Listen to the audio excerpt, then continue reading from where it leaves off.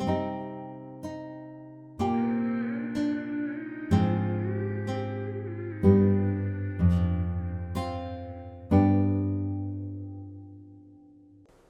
what's up, guys?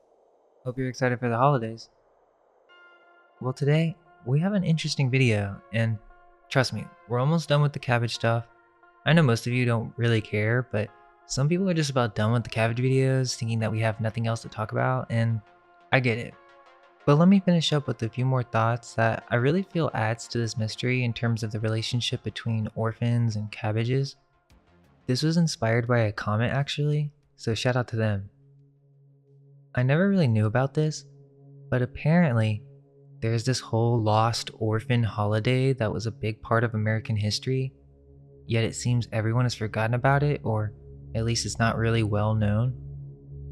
We're talking about ragamuffins, and I found this pretty crazy. So, the mainstream story is that ragamuffins are children who dressed up in costumes or really ragged clothes to basically look like orphans and beg.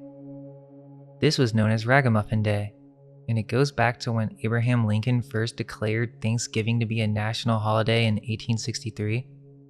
Interestingly, it originated in Irish and other immigrant neighborhoods in New York. And although the mainstream narrative admits that most of these children were likely working, it tries to make this out as if it was some fun Halloween-like tradition where kids would pretend to be poor in order to beg for gifts door to door after Thanksgiving.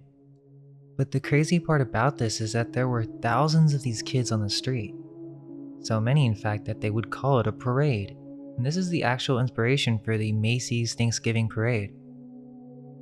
The idea is that these children would dress up, most of them in very worn and torn outfits, and honestly, some of them in these very creepy masks.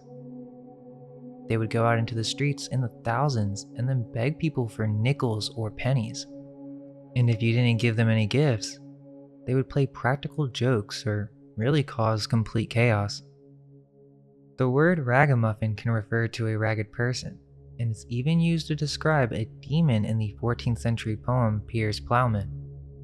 But by the 19th century, it had taken on a new meaning in America, describing participants in the tradition of Thanksgiving masking or ragamuffin parades.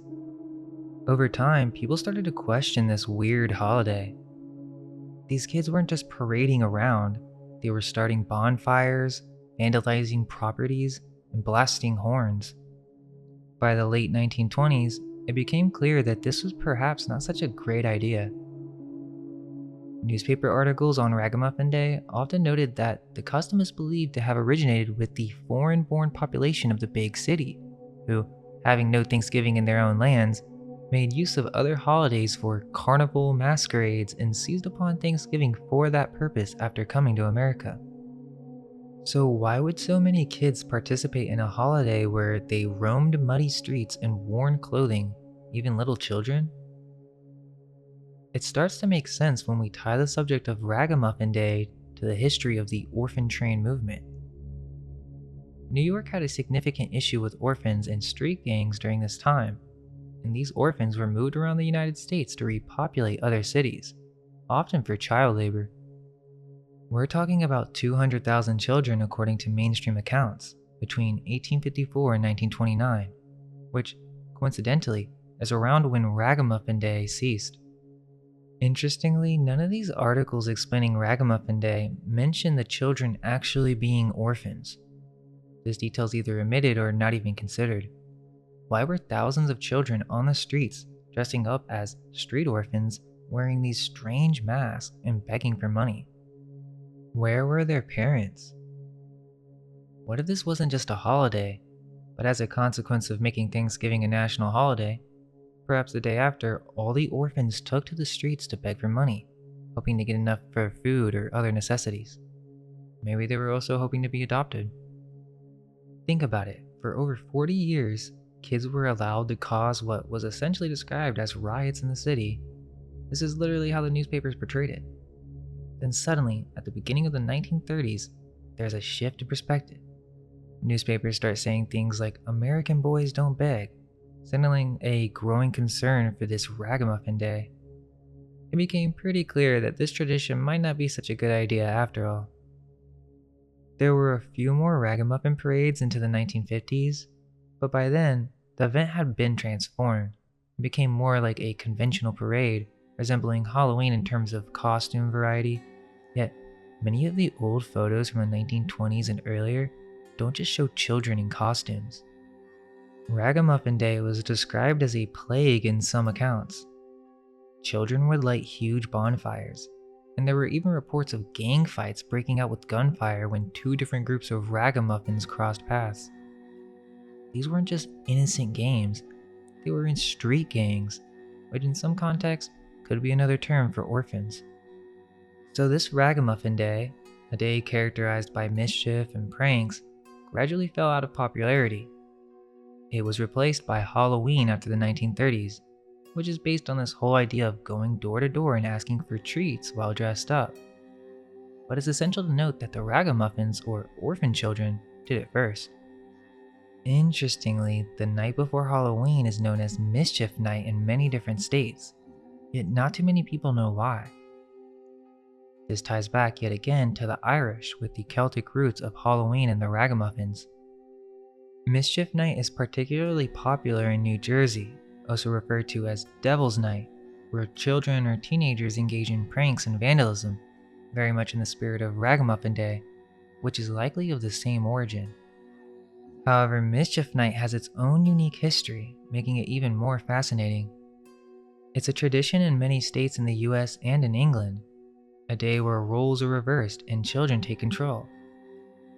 It's pretty interesting, but one has to wonder, why would they create a holiday where kids can run around and wreak havoc in the city? The dates for Mischief Night have shifted throughout the centuries, ranging from April to early November. One of the earliest accounts date back to the late 1700s. In her 2012 dissertation at the University of Bristol about the history of Halloween in Northern England, Karen Allen writes that an autobiography of labor advocate and writer Samuel Bamford, born in 1788, includes a description of Mischief Night. It mentions pranks like pulling up fence posts and tipping over horse carts. The response to these activities, as Bamford describes, indicates that they were likely a tradition, treated with a mixture of mild annoyance and acceptance. It was no big deal, just kids being kids. Even more fascinating is the multitude of variations of this holiday.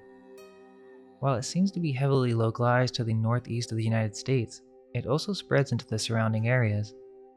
In Michigan, it's known as Devil's Night, which has its own unique history. Remember, these traditions go back several centuries, and their origins are somewhat murky.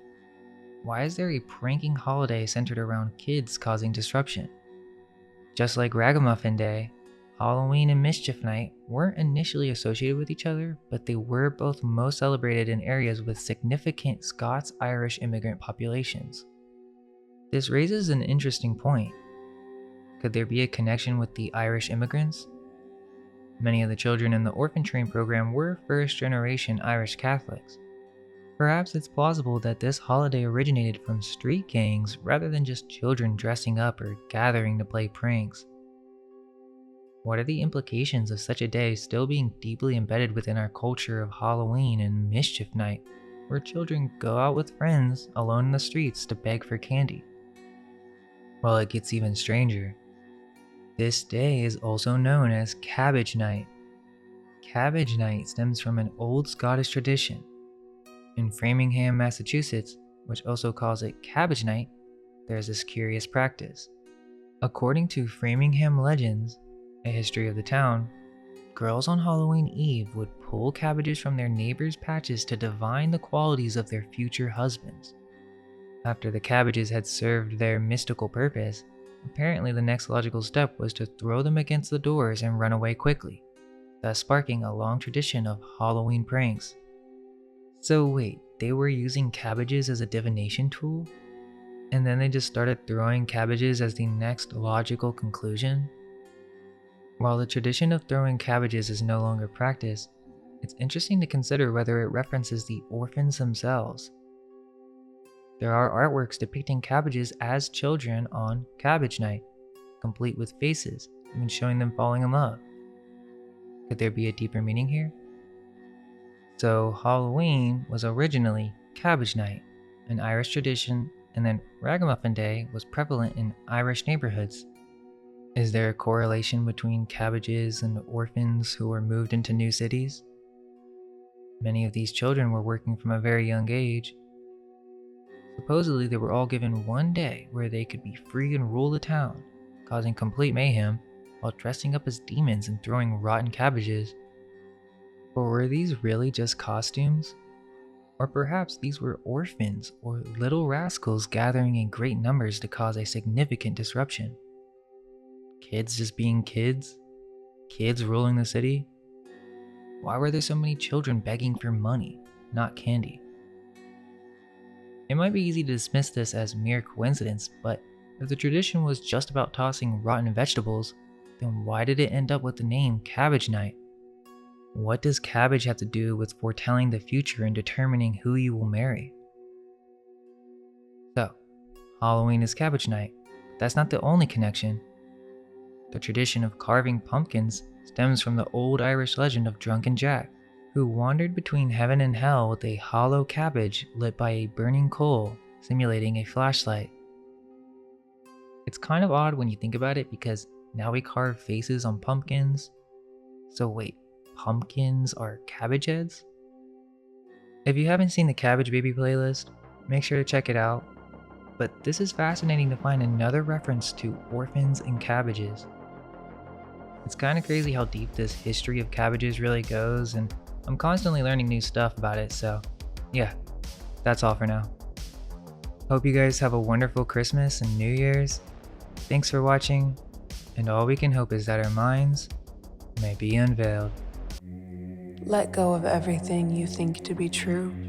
Relax the mind and ask the question, do I truly understand what this reality is?